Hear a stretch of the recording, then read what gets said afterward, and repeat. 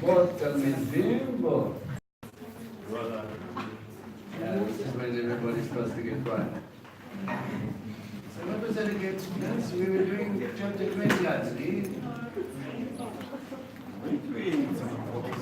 Yeah, somebody Deuteronomy, if I remember correctly.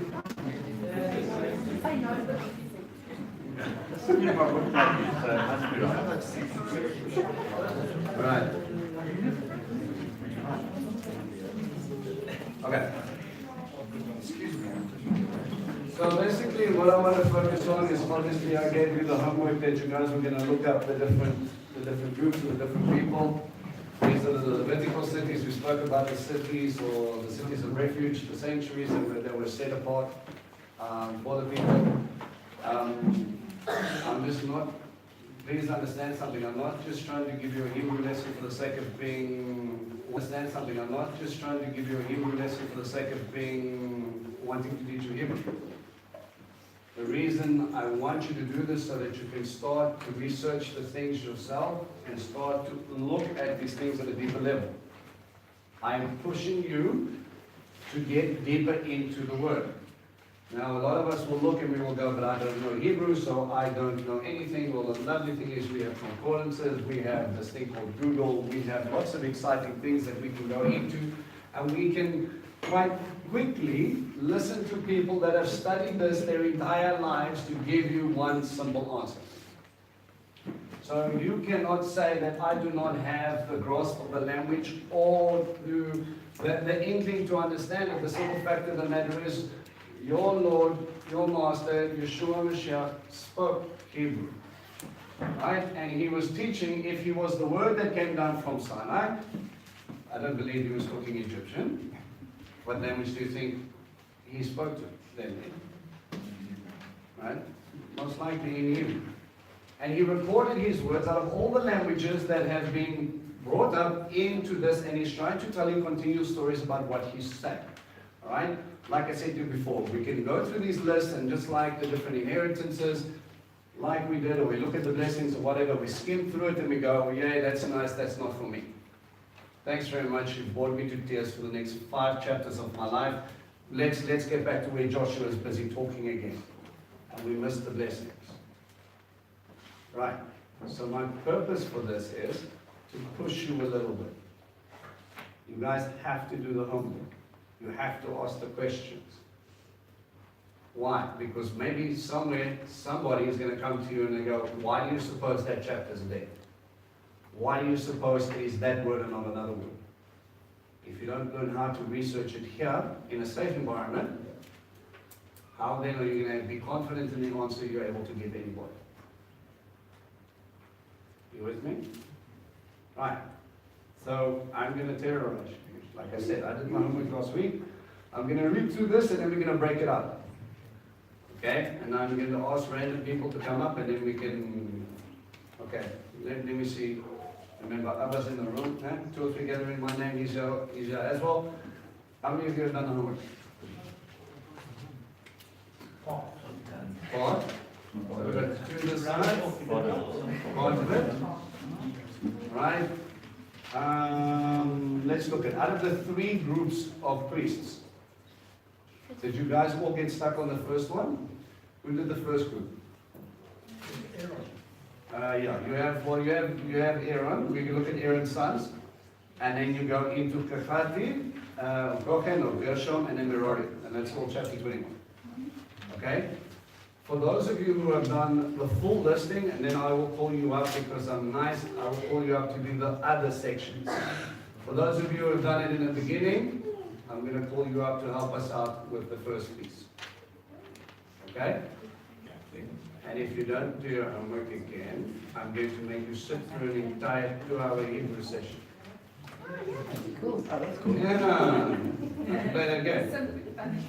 Yeah, you're nodding. You have no idea. Yes, please. After 10 minutes of discovering and Googling and all the rest of it, you guys are going to be very bored. I know. I said after the first 10 minutes. All right. So, chapter 21. So we've already got this picture in chapter 20 about the Levitical cities. And you should have in your notes something about Yeshua and what the places mean and how they all revolve around him. Then he goes straight into the Levites. Okay, chapter 21. Then the leaders of the ancestral clans of the Levaim approached Eleazar the Kohen, Joshua the son of Nun, and the leaders of the ancestral clans and the tribes of the people of Israel. It was at Shiloh in the land of Canaan, and they spoke to them and they said, Adonai ordered through Moshe that we have been given cities to live in with the surrounding open land for our livestock. Remember we spoke about this last week? Yes. Yeah, something like that sounds familiar, Vince. So out of their inheritance, the people of Israel gave the Leviim the following cities in the surrounding open land. Remember we said the open land was for what purpose? Cattle and Right. grazing. So even though God said, I am your inheritance, he still gave them a small piece of land around their cities for them to hold on to their flocks and their crops, etc., etc. All right? People look at it and they go, oh, the Levites have got a raw deal. Everybody else got farms. All they've got to do is work at the temple. No. I know, but some people look at that and then they go, well, you should immediately understand where people's hearts are at that point. If it's about the farm and it's about the stuff, you miss the point of what a Levite does.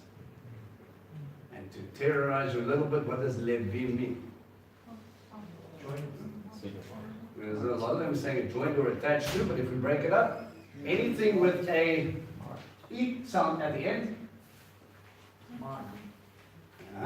Okay, it's a contractilation of two words. Lev Shali, What? heart to me. Right, and there's a whole bunch of exciting Hebrew things where it gets nice and confusing. So generally what he's saying is, you're a heart to me, and in English we would say, make that possessive, and we would say, my heart.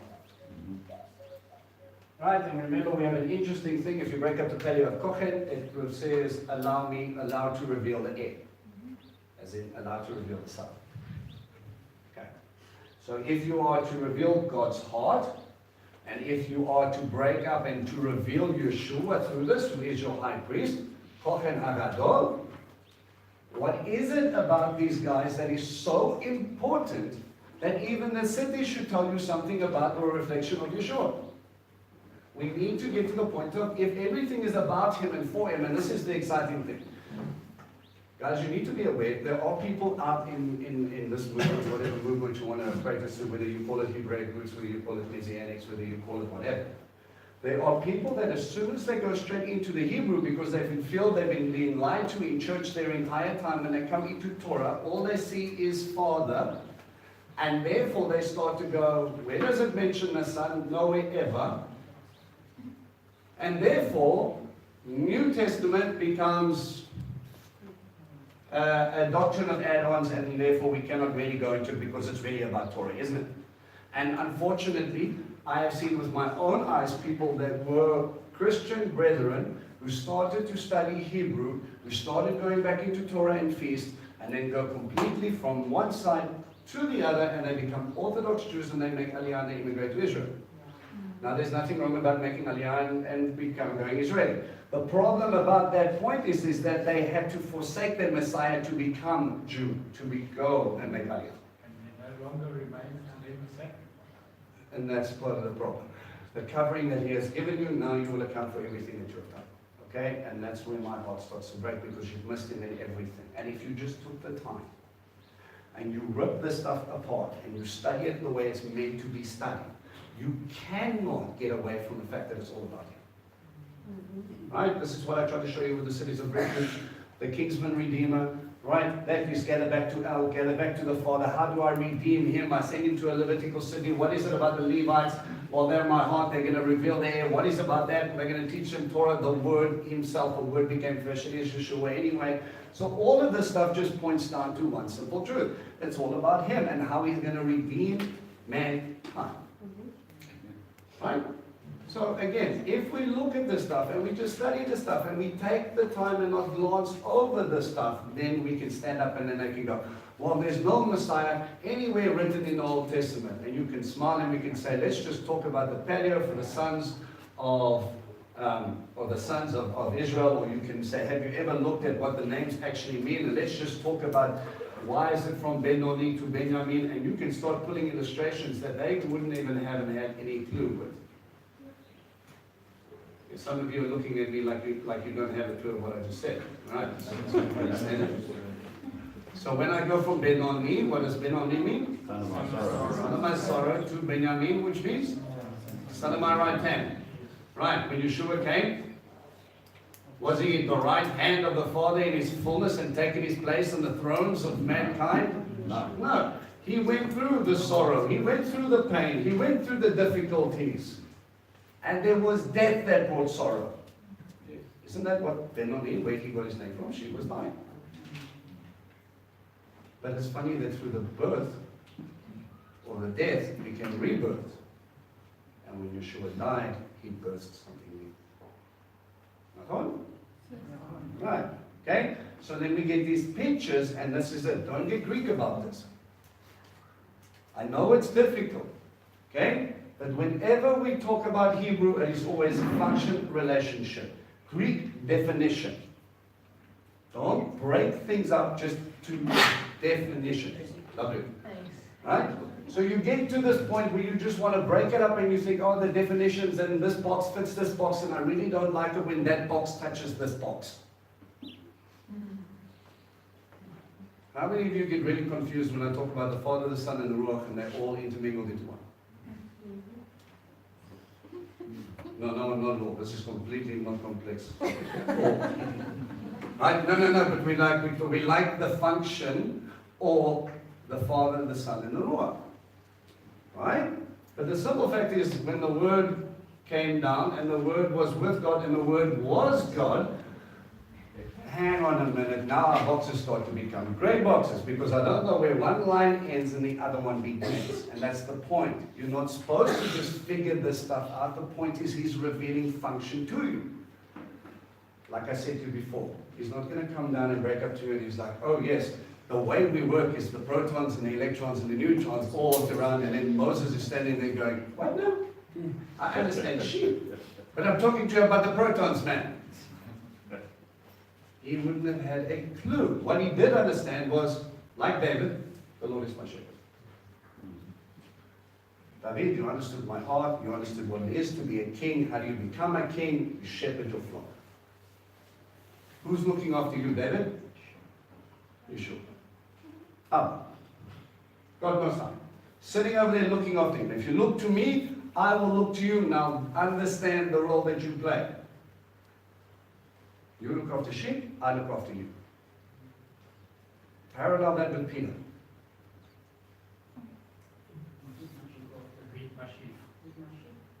You look after sheep, I look after you.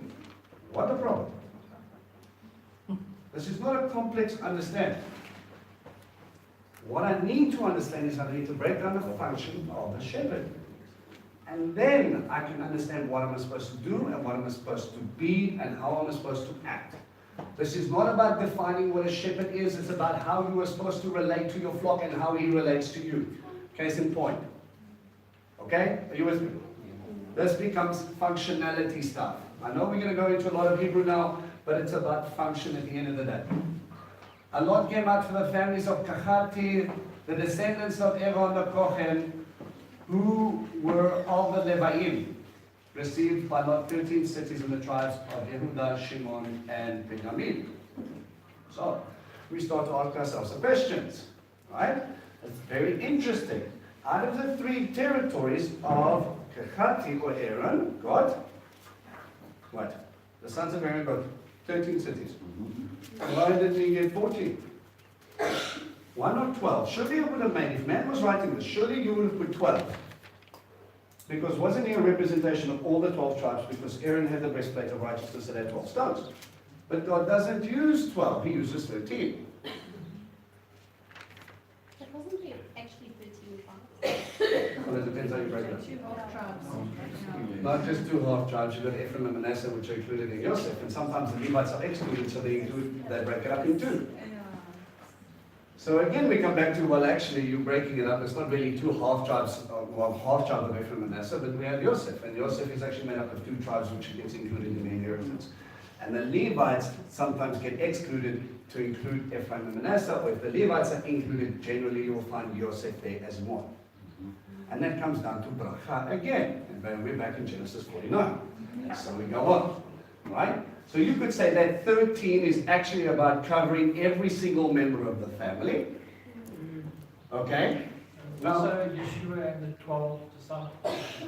Plus one. thank you, sir. There are other illustrations to this. Now let's look at the territory. Which 3 times in all of God's wisdom did he choose for Aaron and his sons? Yehuda, Shimon, and Benjamin. I will praise, hear and obey the son of my right hand. Oh yeah, no, we're not talking about Yeshua at all now. It's obvious. This is completely foreign. You write that on the board. No, you cannot. Come on. This is an interactive lecture. My handwriting is bad. Well, they can read mine, bro. It's fine. My brain works too fast. Yeah, right here from right to left. No. Just write it in English. Yeah. Make it cursive. We're gonna need a bigger book. Wow. Yeah. Wow. Do that.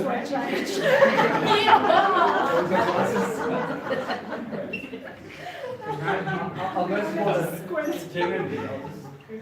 All I know is we're gonna need a clean, we're gonna have to write this mistake. I love it. I think you should just in my clear all the time. Nice size. Everybody at the back is like, oh, I didn't even know I could see that one. Someone take photos and send it to the back. So we're in the schmuck. Here is the back. Basically, Shema. No cheating, eh? We're getting small, too small now. Yeah, here in the back. Can run into the heart. It's okay, that's all right, right? There we go. Right? And then Benjamin. Benjamin. Got the heart inside. Is it A? None, Benjamin. Okay, son of my life. Son of right hand. No right Just go ahead. Son of. And then you can paleo. Not paleo.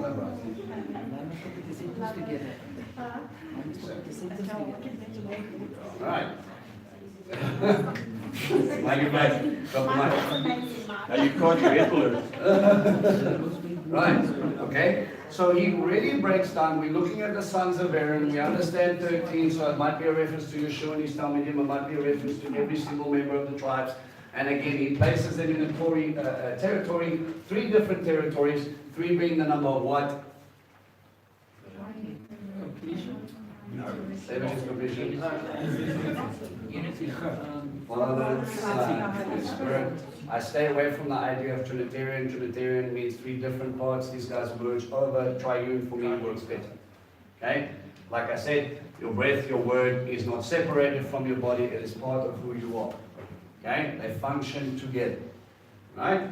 So, part of the triune is talking about, so we're going to talk about the Kohen. Allow me to reveal my head, the Kohen Hagadol. The big one who's going to reveal his head through praise, through hear and obey. And again, this is a picture of Yeshua. How? Why did Mark sing the Shema? Why is it so important? Why? What does that mean to me? Hear and Israel, quoting Deuteronomy plus other passages. Oh. Thank you, sir. Right. What is the greatest commandment? Then understand, guys, you are going to have different gospels that cite remezes differently. What's a remez? Link. A link. I'm quoting a reference, but I expect you to understand the fullness of that passage. We studied it in portion form.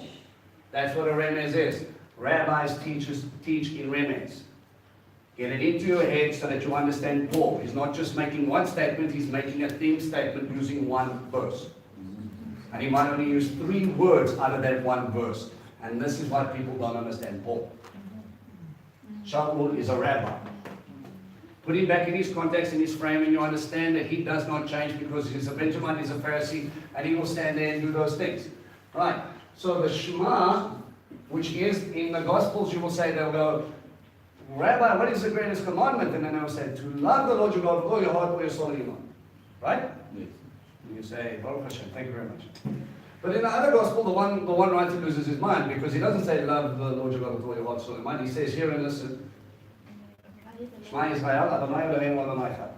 Hear and listen, O Israel, the Lord is God, the Lord is one. Echad, Echad, unity. Okay? And again, we get to that where the Hebrew plays a little bit of a tricky part, because we go, see, he means one. But it's the same one referenced in Bereshit when a husband knew his wife for the first time and they became one. Last time I checked, it's still the story carried on with two people. One in unity. Exactly that. And that's the word he uses when he describes or puts part in Shema. So as much as people want to get involved there, it says it's only one. We've got to go back to the first mention, and the first mention rule is in Bereshit, and that oneness is husband of wife stuff. Actually, Don't the get very first confused. mention is day and night is one. Okay, thank you, sir. Right, we can bring those things in, and you can see the parallels and what he's trying to tell you. Baruch Hashem is ready. Right, good. So we get to this place, and we get to, he says, Shema Israel, and when you look at Shema Israel, the prayer carries on. The third line of the prayer is that you will love the Lord your God with all your heart, all your soul, and your mind. And then it carries on about obeying his mitzvot, and we're tzitziot, and we're teaching children, and tefalim, and muzazot, and all of those fun things. So he's not just saying it's about love, he's saying about how do we love God. Meditate on his word day and night, teach it wherever you can, put it on the doorposts of your houses and wear it on your body. Do you think it's a foreign thing to do that when he says put on Christ? No. Well, put on the word. What do you think he's trying to tell you? It's not a new concept, he's taking you back to Shema. Right. And the full honor. Well, that's high priestly / Roman intertwined. Okay, that's a discussion I'm not going to get into. Jolly good. When you have another 3 hours, we can discuss the long of God. Yeah.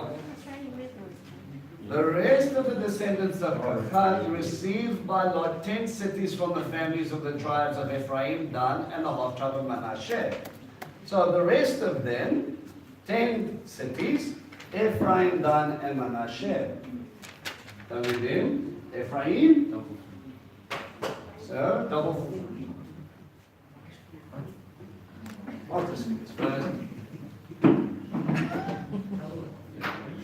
Gave you guys a week's warning. But then that will be west. Like this in the back. Yeah. Because You that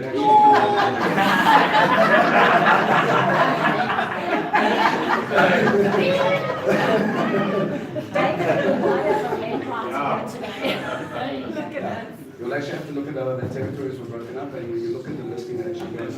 So if you've got a map in your Bible, have a look at the territory where the Levitical cities were placed. What else is it? Okay, double fruit. Manasseh, help a brother. Dan. Well, Dan was Ephraim, Dan, and Manasseh.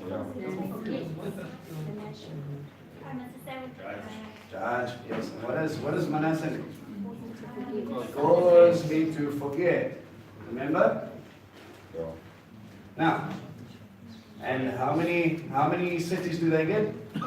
10. Well, that's an interesting number.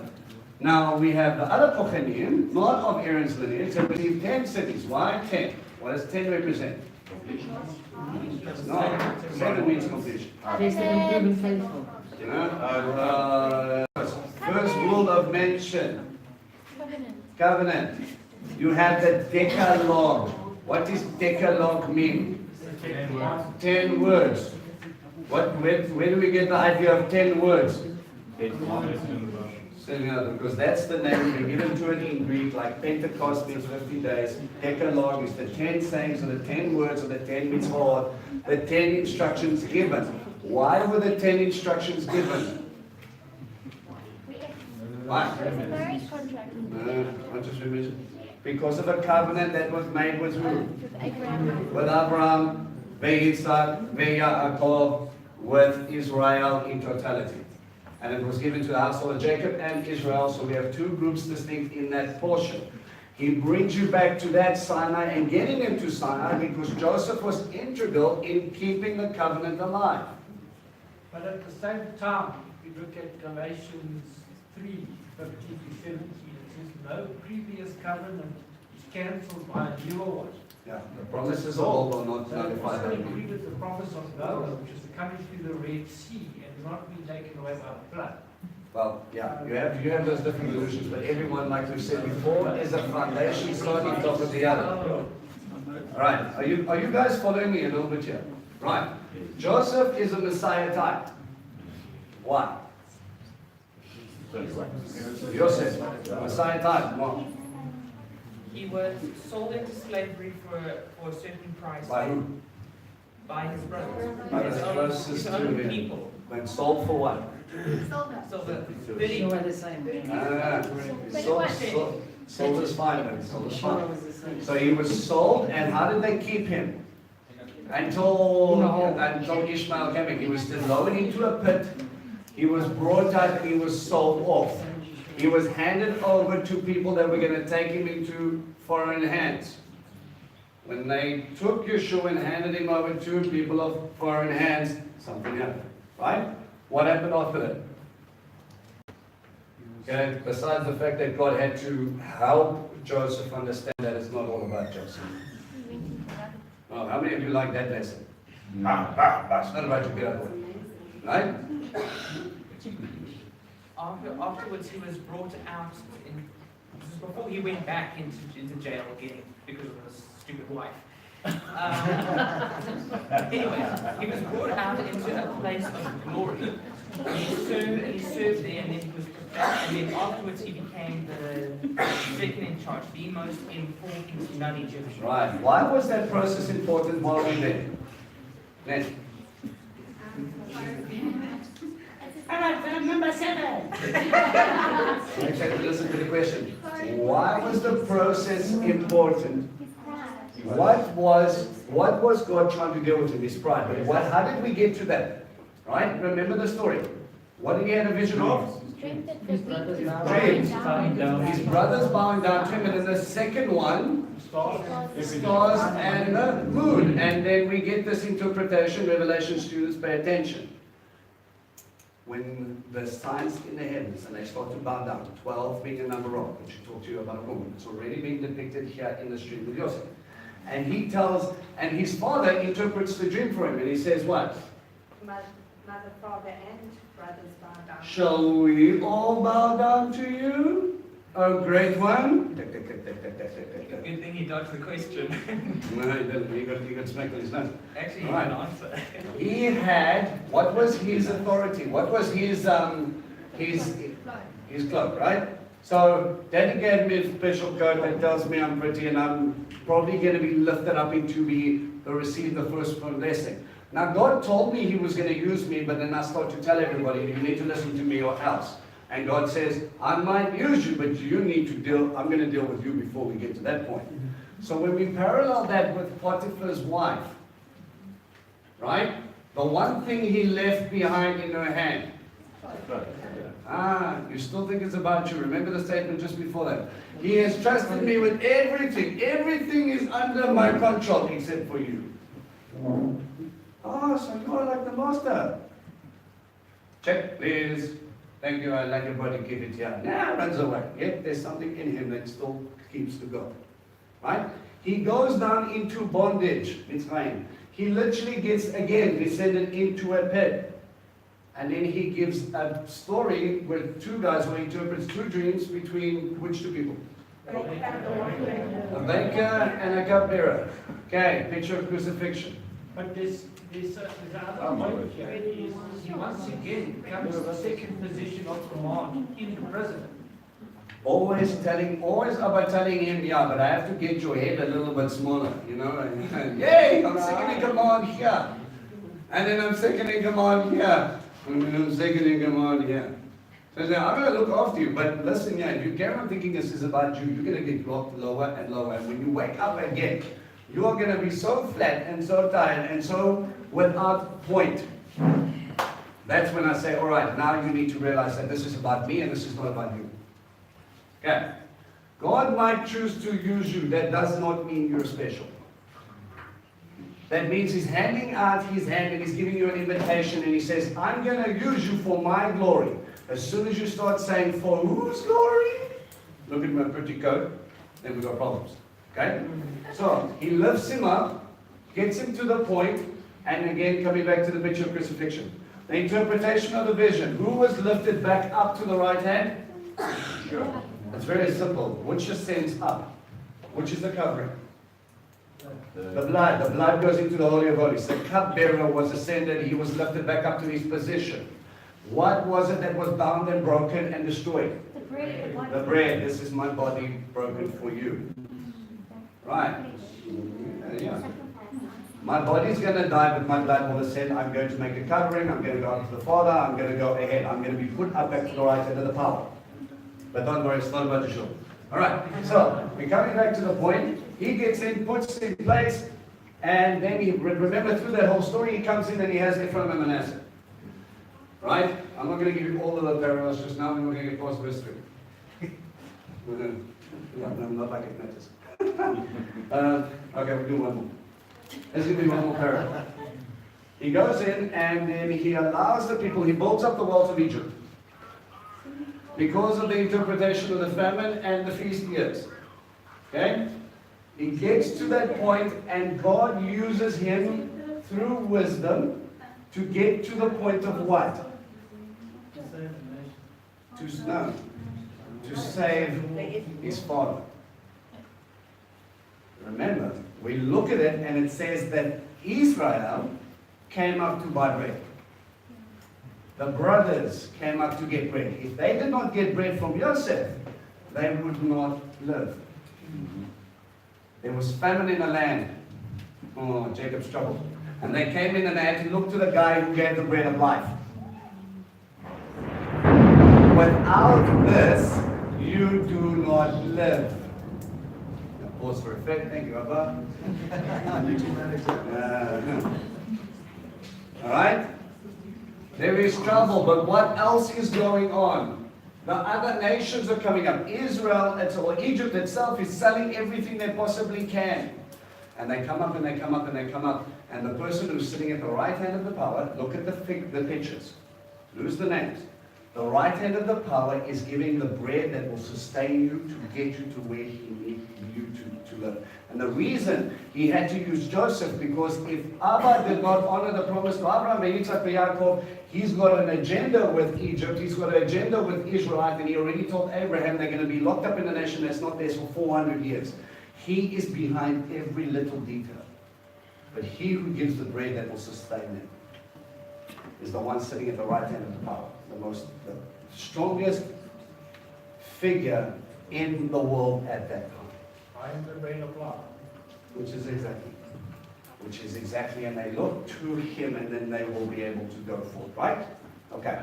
So, within that, okay, I got one more for you. There's an interesting picture, take it with a pinch of salt. Okay?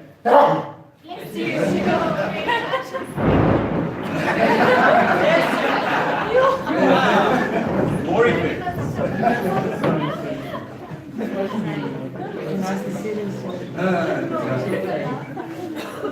Should I carry on with this image? Right, okay. Take this one with a pinch of salt. I find it intriguing. I'm not going to tell you it's exactly it, because obviously when we discuss rapture theories, there are if, maybes, and buts. But there is one theory that I'll share with you. Joseph takes a wife. It's funny enough, it's a Gentile bride. In the time of Egypt, he has two sons, Ephraim and Manasseh. So I will have double fruit too, and you will cause me to forget my troubles, my past.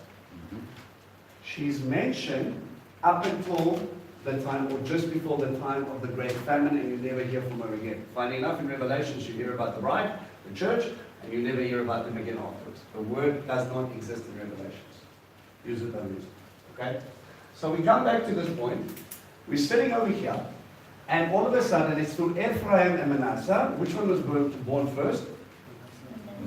Manasseh was born first, but He says, my point of view is not to just let you forget, is to give you double fruit. The reason I brought you out was to make you more than what you ever could be. I'm going to make you more than what you thought you were worth. You thought you were coming in to rule Father's house. I came here and I brought you here to save the world. Your scope of vision is not God's scope of vision. Sometimes you're going to look back and you're going to go, oh no, I just wanted to be a godly man in Benoni. And he's going, no, I'm going to make you a godly man in South Africa. Right? This is your point and this is what I'm going to make you if you let me. But you obviously need to stand up and you need to heal. And listen to me carefully. If you think you're going to run, it didn't work for Jonah, didn't work for Joseph. When God's made his decision, yes, there's a point of invitation. But if he's made up his mind, he's going to grab you and he's going to hold you. And if he has to dangle you in a pit for a while to get you to wake up, that's on you. Use it or don't use it. Okay, so out of this, he chooses double fruit, judge, or cause to forget. What is it about the Kohanim that he's trying to tell you? Well, remember the ones the people came and they had a problem, and they just Levaim all the time. Okay? Remember, Kohanim, these guys are the guys that were in charge to carry the menorah and that, but Aaron's sons and they had to wrap it and the Ark of the Covenant and all those things first. They were to handle it and trim the wicks and all the rest of it. The high priest was to do that job and he was to come in, but now he's describing territory. I will give you double fruit to judge, to cause, to forget. What are they wanting people to forget when it's in 10 cities? Well, there was sin, and they had to deal with the sin. Remember, it was out of your bondage that I made you fruitful. Out of your bondage, I will cause you to forget the shame of your past. It was through judgment that you decided to let go, and you getting grafted into covenant. New covenant is made up of Judah and Israel. You are grafted in according to Shaul, are you not? But you have to forget about your past and you have to realize that dying, descending into the pit, is going to bring more double fruit. But don't worry. Are we all the hamsters already? Okay. Verse number what? What about 10 cities? No, verse 6. Okay. The descendants of Gershon received by lot 13 cities from the family of the tribes of Issachar, Asher, Naphtali, and Manasseh in Bashan.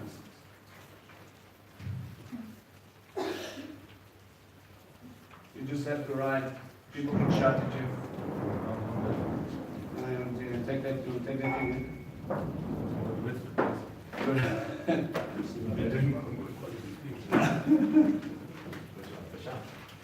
break down the next one, Gershon. You're right on the other side, I'll start killing you. Okay. From Gershon. Right, then is the tribe of Issachar, some of the tribe of Asher, the tribe of Naphtali. What does it mean? So you want the next verse, Gershon? Gershon, half of Manasseh,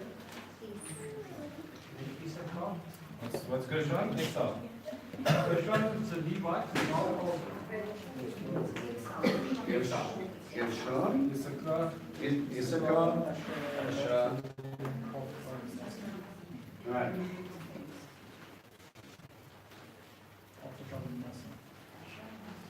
And that's it. Did you want the meaning of the name? Asher's happy. Naphtali, it's got Naphtali. Issachar's bring a reward. Smart, eh?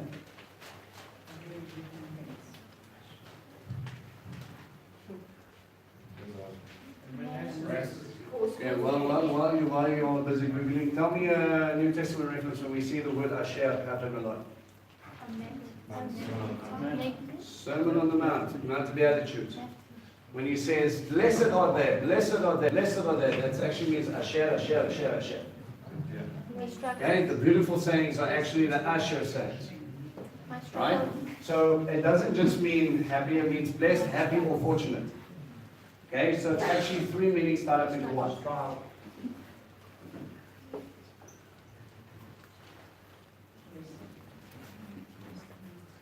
Tell me a story. Besonders. Das ist in der Raummutter. Um, Asher, this was the Okay, so from exile, he'll bring your Lord to make you blessed, happy, or fortunate. Through your struggles, he will cause you to forget. How many cities? 13. So again, okay, that which you leave behind. Tell me a story about Yeshua and his disciples.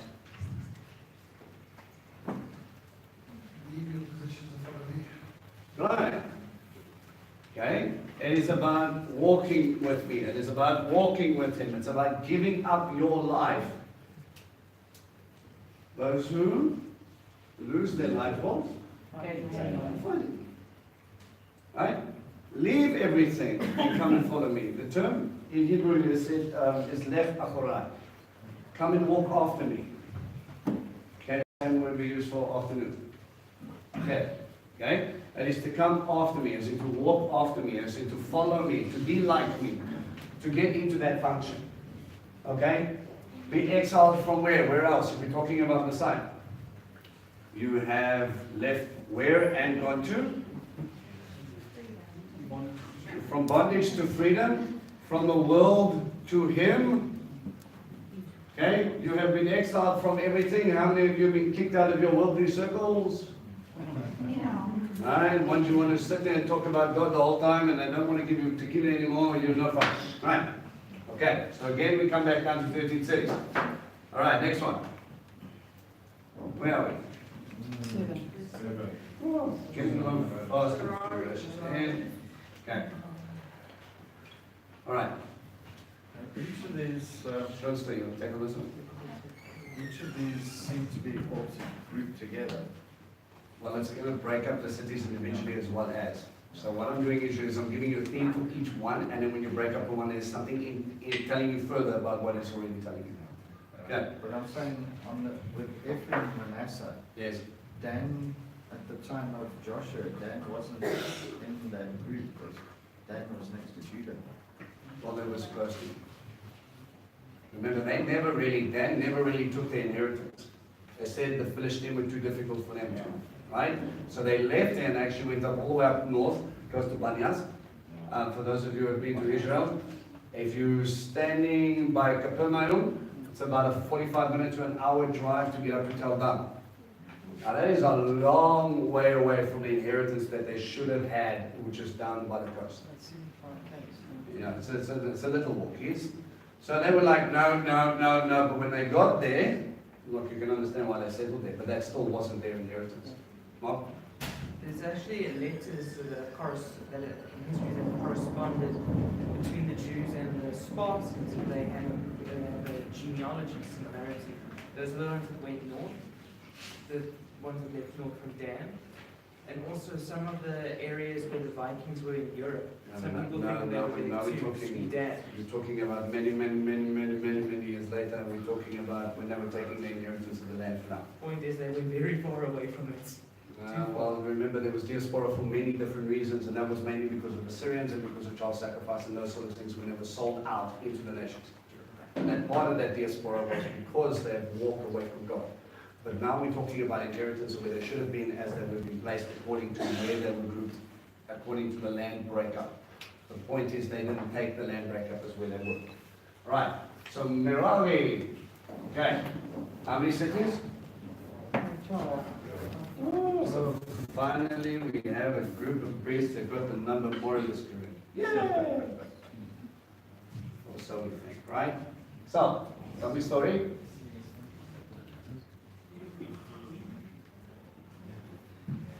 You guys agree? Zebulun and Manasseh. Is there, I don't know, tell me. I got Zebulun as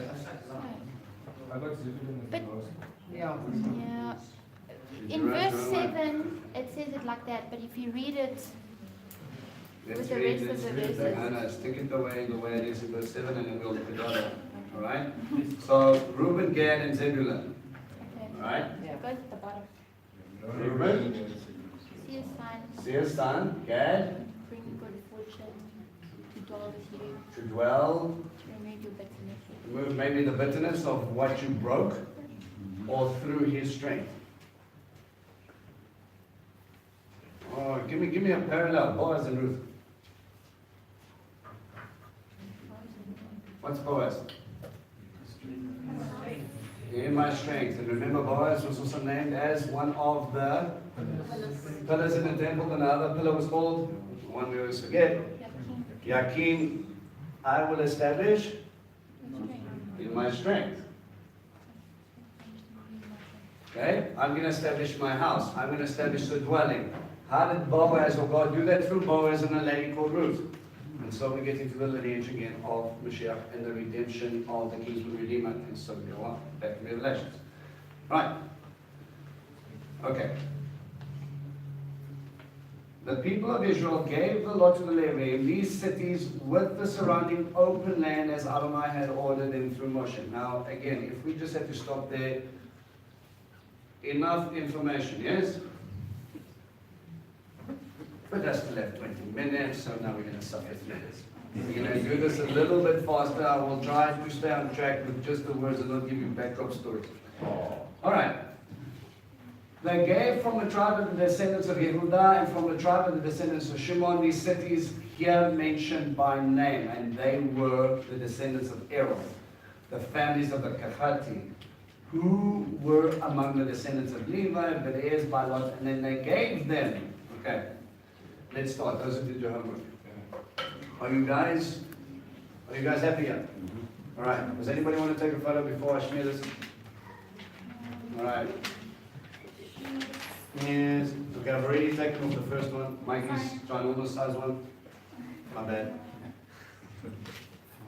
Yes, take photos. There's only 3 words there. Judah, Shimeon, and Benjamin.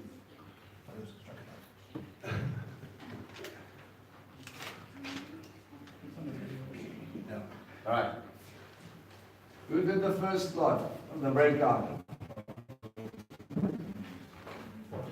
From the first list of cities. I want to break down names of the cities. Okay. Yeah.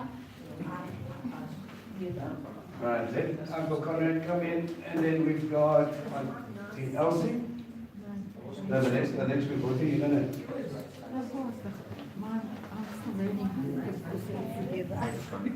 If you can write it down. I'm going to start on that side. Go to all the slides and take these photos.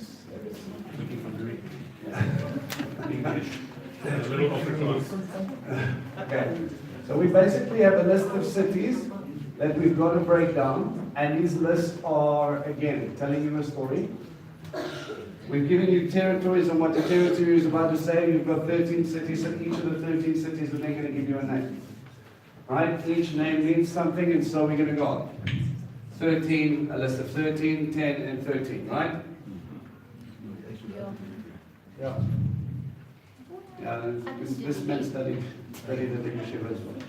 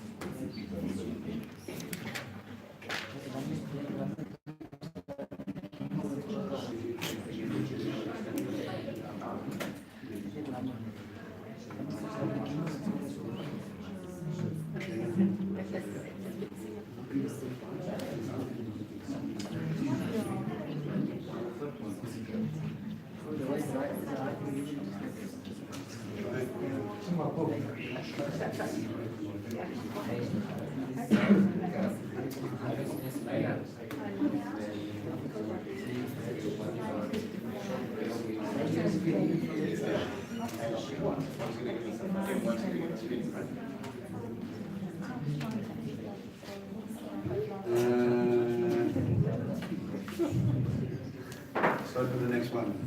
Who's got the third one? You got the third one? We've actually got four. You've got the cities of Ehrenstadt, right? And then we've got the Kakati, and then we've got Kirshon. So you must like the Greek now, huh? You must like Aramaic. Who's an expert? Speak. How many more rings do you got in this one? How many more rings do you add in this one? And then eventually we're going to have to start. I lost my balance. It's too high to come by. Is that It's too high to come by. All right, take that back. okay, you have to. You sure there's 27? You're sure? So then you've got Aaron, then you've got Kakati, then you've got Gershon, and then you've got Merari, right? So we need 4 columns. Each column has a list of cities. Each cities have a name. That name means something. What I want is the meanings of the names of the cities, so that we can break it down in function. All in 15 minutes.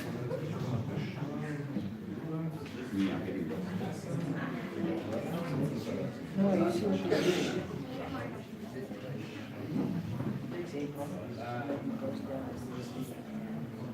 So yeah, you see, it's pretty nice. And then the cities, yeah.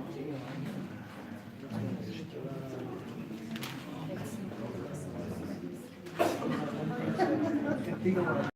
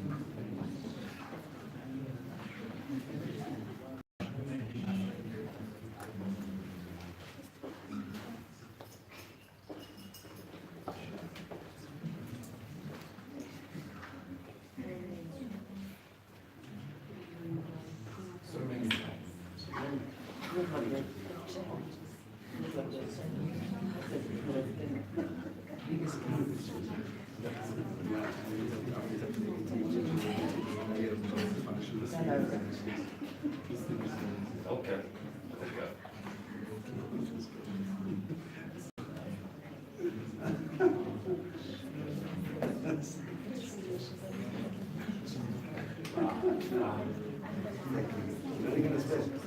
How many cities you got there? Not too many. How many you got there?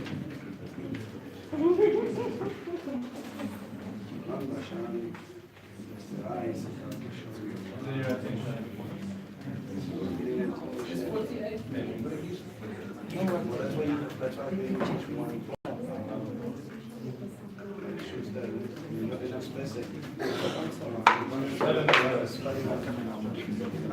Brian, you had the meeting on the letters.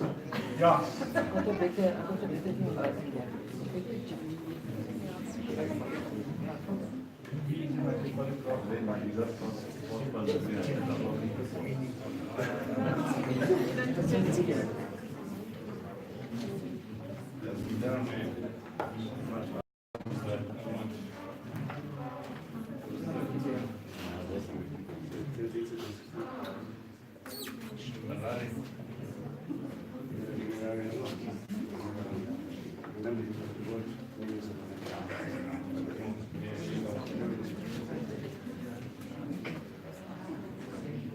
Auntie, let me put Thank you. it's lots of information. Yeah, This is why you do it once, and you stick it in the file, and then whenever everyone wants to look at it, actually, yes, I remember doing this once. that's what my friend. I did it too, but you didn't do all of it. It's a lot. I think last week it took me From a friend. 2 hours to break it down. From a friend. This is already. Yeah.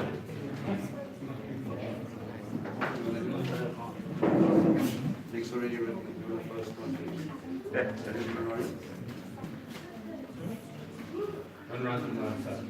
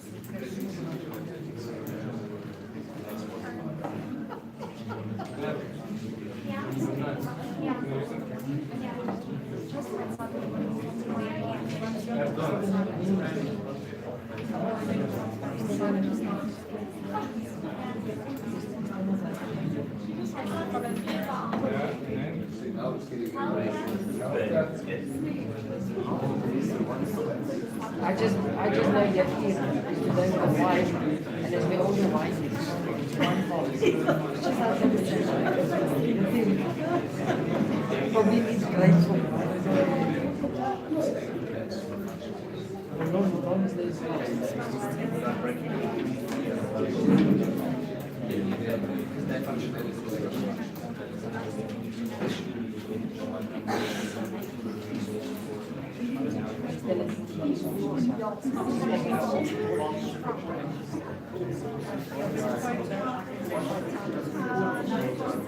What is it? Is this? What is it? Nick, this is not PDA. I want to see it.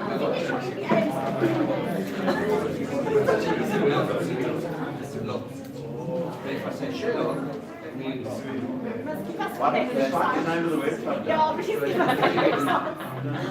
go www. And then I'm going to take a photo of the job here. there you go. Unfortunately, cannot. Right, just to give us a little time. Chicken clothing. I reckon. It's again the brain's doing No, but it isn't. It's a language like. No more Red Bull for you, sir. Coffee. No more Red Bull for you.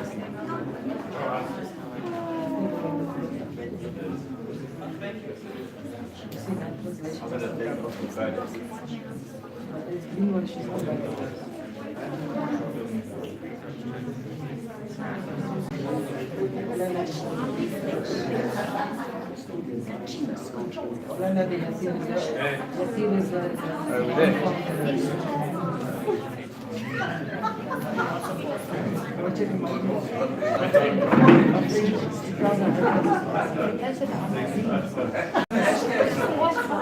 There was no hashtag. amazing.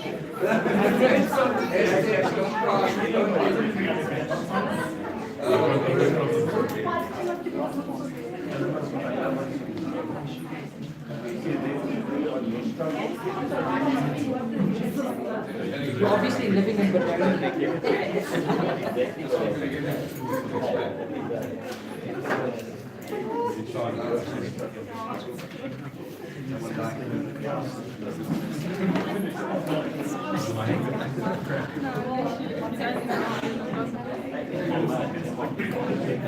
Otro más traga el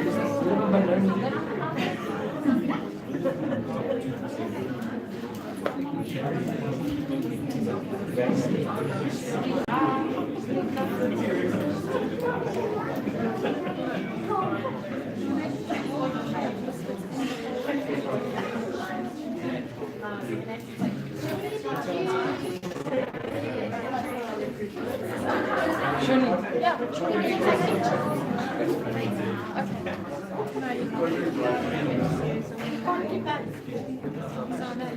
Thanks, Ted. Thank you. I can't see the code. I can't see the code. So I'll send you this first. Because I can't see that code.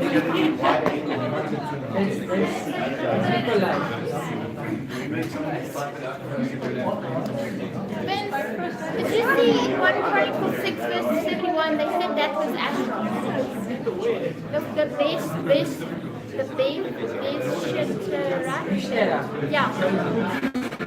1 Chronicles 6 had this Ashron. Sometimes they have pages, sometimes they have it's the same as when you go into sure it is one place the gospel says and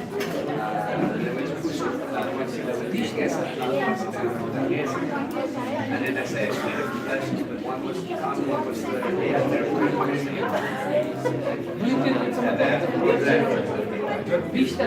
and that's exactly what it is.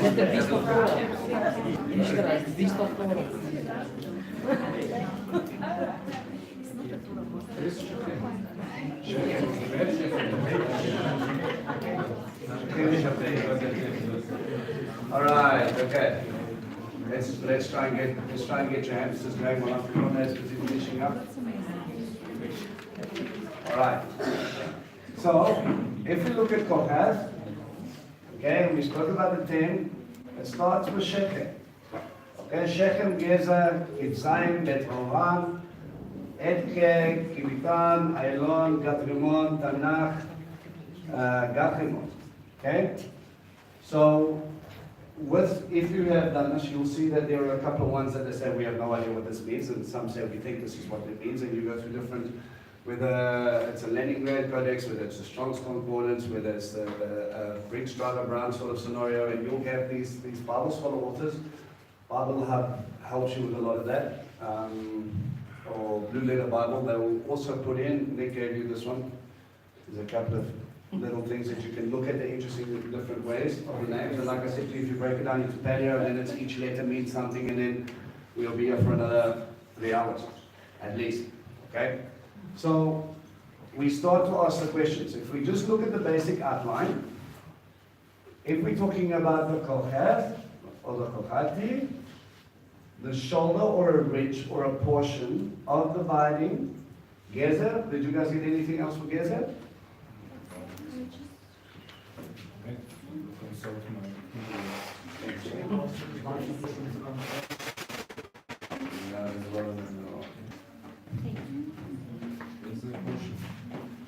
Okay. And the precipice. Alright. So portion or precipice. Okay, like I said to you, all right, there's a few different things. So the shoulder ridge of the portion will bring back or the ridge of the portion or the precipice will bring the congregation out of the house of wrath, full of grace or mercy, to our high house of strength, with a wine press, which humbles the Gat-Rimon. What did you guys get for Gat-Rimon? One press of pomegranates. Yeah, this is not wine press, but a pomegranate press. I did write that. Pomegranate press. Also present. And a pomegranate press. Okay? We'll bring what did we know about the pomegranate press? What's about a pomegranate that's so important? Many seeds, little flesh. Lots of chances to bring life. Okay? That's what it's about, ultimately. 613 mitzvot, and so we go on. Okay? So it starts with the place of Shechem, and this is now breaking it into a different level, is what's important about Shechem. Most of us remember the story about Shimon and Levi going to have a circumcision party with the Shechemites. But what we also don't understand is that Abraham actually made a covenant at Shechem before that.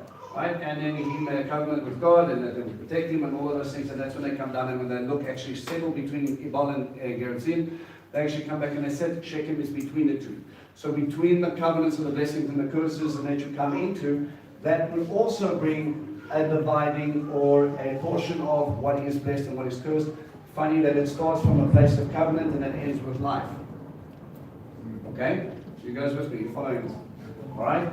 If we're looking at Hebron, Hebron, it originally was called Kiryat Arba, all right, which is where it will come against the city of the four. But Hebron itself means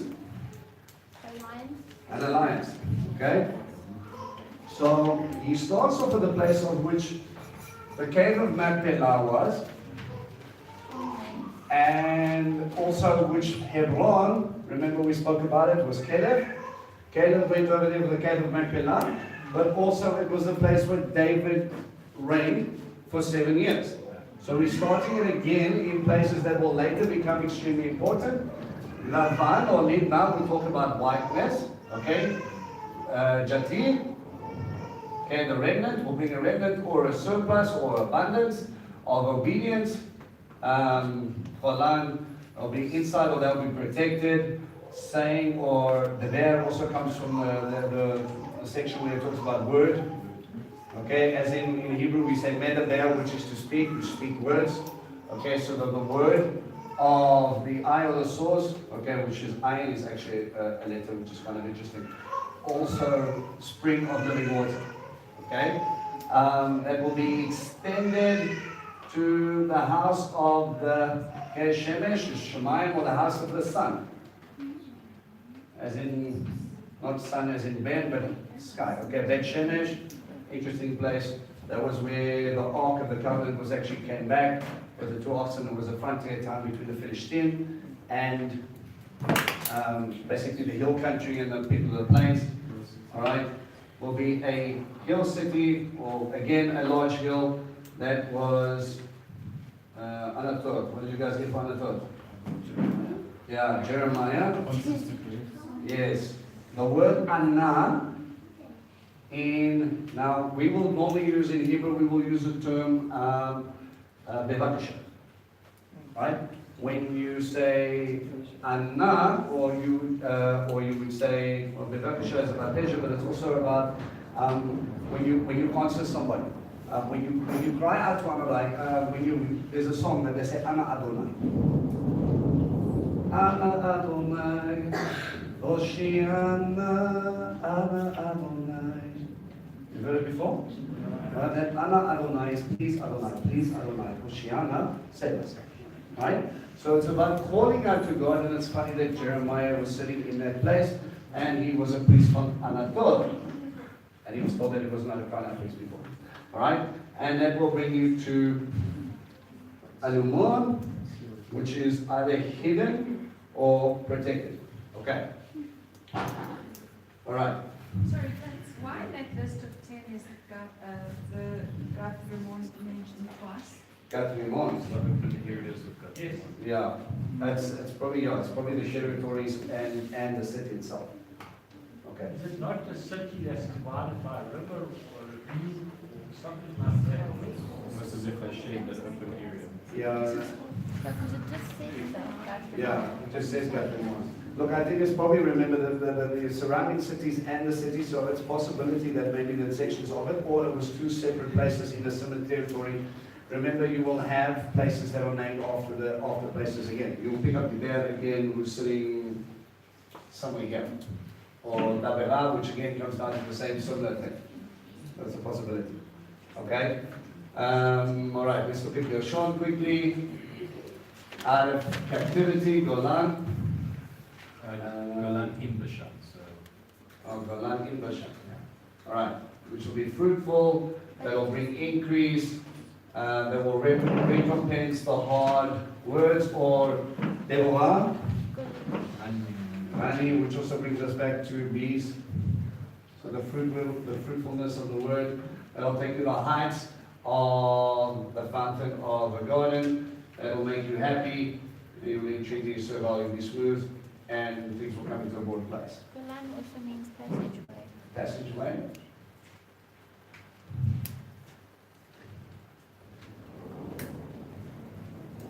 Okay, any other ones that you got?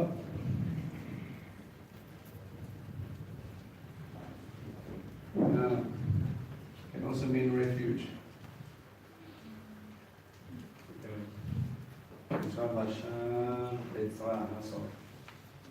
Yeah, house of bees. Yeah, because it says Golan in Bashan, this is a refuge.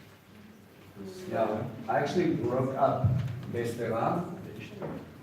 This one I actually broke up because a lot of them didn't have interesting things. So I came to the house that sees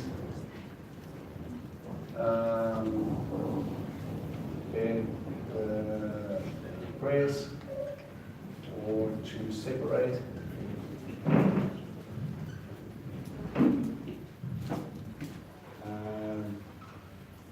Yeah, covenant. They hate, well, the first covenant is.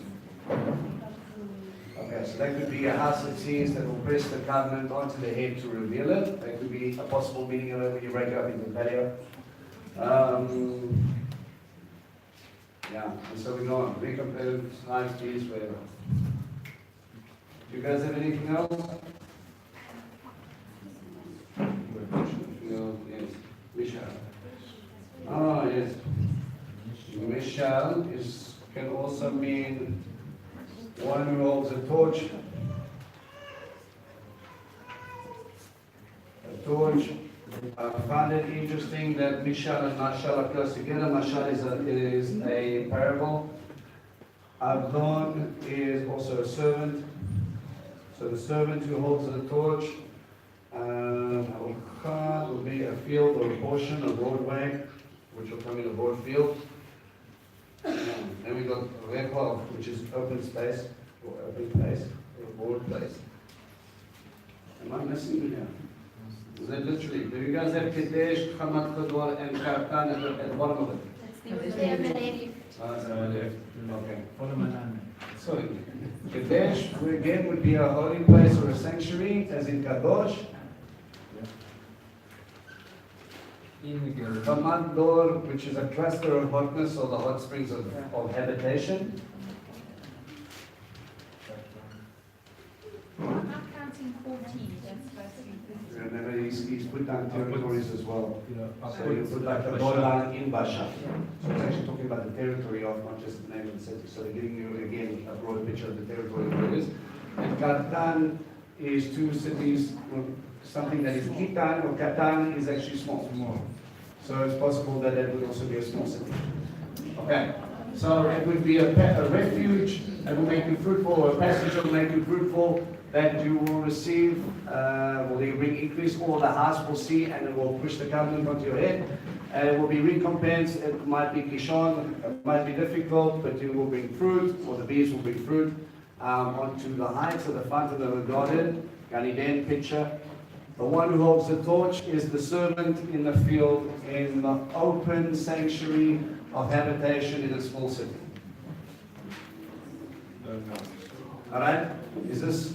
Are we losing focus? Okay, we're nearly there, guys. 2 seconds. All right, Merori. All right. Yeah, 126, huh? All right. So we've got let the people inquire to meet down here. Does anybody else have anything except down here? You also got down here. That's the food. All right. The pasture. Well, funny enough, it's fertilizer. That said, the house of the rock or a fortress will be trodden down in the beginnings or in antiquity through the force of waters. It will be exalted, the hill of testimony. In the tents will be the invention of the helper. All right. So like I said to you guys before, you can take this section for section and you can play it over and over and over again and you can look at it. But again, it's talking about function. What it's pointing to is about Messiah, and he's trying to tell you something about these people and what their function is for the people. Okay? Any questions for the course? Happiness is lots of brain overload. Yeah. Very good. Great time is every time.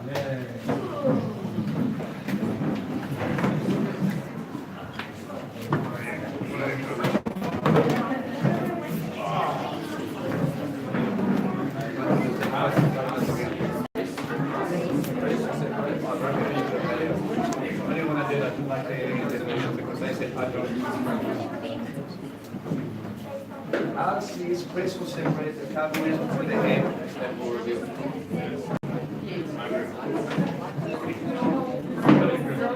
All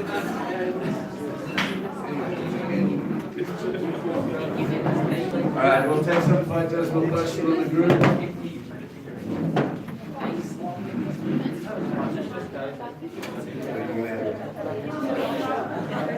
All right, for the guys that are doing the youth meeting, are going to the Lapa far away from the house, so for you.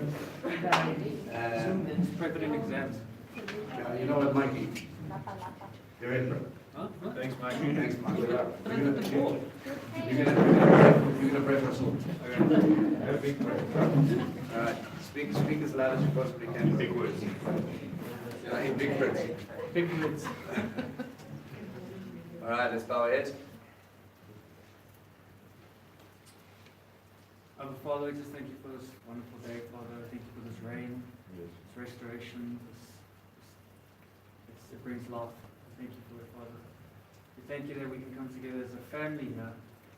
We can learn about you and we can discover things and we grow our relationship with you. Father, we just thank you for the Shabbat, this blessed time of rest and reflection. We thank you that we can go home now and just relax and spend time in your word and spend time as families. We just bless you and ask that you just bless us in this weekend. And Father, we just pray for people writing exams and people that have tasks ahead of them, just give them peace and help them to do their best. Father, we just pray for those that are sick and those that can't be with us today, for their bodies.